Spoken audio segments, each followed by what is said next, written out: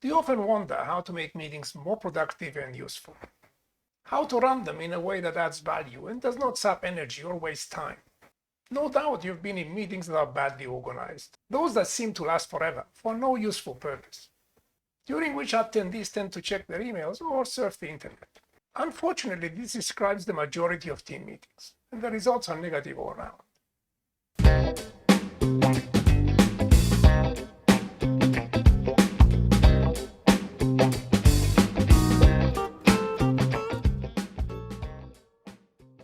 Hi, I'm Nikos Rosidis, CEO, management consultant, and author. This channel is devoted to raising your managerial competence, and each episode covers a core skill or competency. Few activities are so wasteful in terms of time and resources than poorly organized meetings. That is often compounded now that many meetings are held virtually, with an added risk of technological hiccups. Unfortunately, many meetings, in person, virtual, or hybrid, lack real purpose and structure. Attendees are unsure about what will be discussed, there is no clear agenda or expected outcomes, and there is no meaningful process to keep the discussion on track.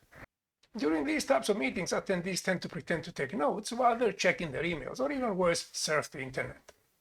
By some accounts, unnecessary meetings are one of the most energy-sapping activities that, instead of improving productivity, lower it.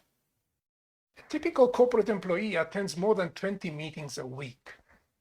If you consider that the average duration is about 50 minutes, that is a staggering proportion of one's work schedule.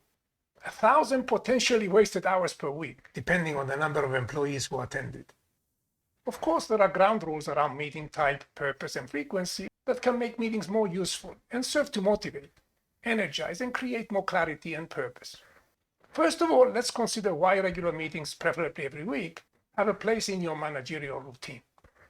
The first is it's part of team building. It helps build a team spirit and a sense of shared purpose. The second is that every group creates its own pool of shared knowledge and experience. This is where the team revises, updates, and adds to what it knows as a group, so that future action can be coordinated. The third is while giving and receiving feedback is ongoing, and while one-to-ones with your direct reports help you build relationships with each team member, these do not replace the need for regular team meetings. The purpose and dynamics are different.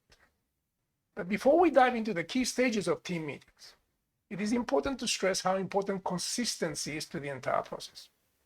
Being consistent helps set expectations and clarity around the process, and there are concrete ways to achieve that. Blocking time for it in your calendars, setting an agenda, being clear with the attendees, as well as setting clear rules around follow-up actions. Consistency improves workflow and productivity. When your team knows what to expect on a regular basis, there's more clarity and good performance. Also, as regards the number of attendees, this usually depends on the size of the team, but keep in mind that the sweet spot is between 5 to 7. Fewer and you run the risk of groupthink, the tendency for one strong personality to dominate. On the other hand, a larger number can lower the quality of contribution and can increase tension. So you need to be always clear about purpose, outcomes, and process, and carefully think through the key stages of a meeting. First, there's preparation. Decide on location and attendees, review previous meeting minutes, and prepare and send out the agenda at least 24 hours before the meeting. No doubt you've been in meetings where there was no or very little preparation. Can you recall even one where it turned out to be constructive and useful? Then it is the meeting itself and what happens there, who takes notes, and how to ensure a proper flow of the meeting. And no major detours when people get off on a tangent. Make sure the meeting starts on time, keep track of the time you've allocated to each topic on the agenda, and try to involve those who need some encouragement to contribute. In time, you'll learn what works best, but it is useful to set some broad expectations in terms of guidelines and rules, like being on time, not interrupting people while they speak, and being respectful.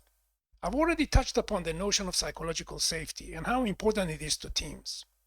Feeling safe to express an opinion without being ridiculed or humiliated is key.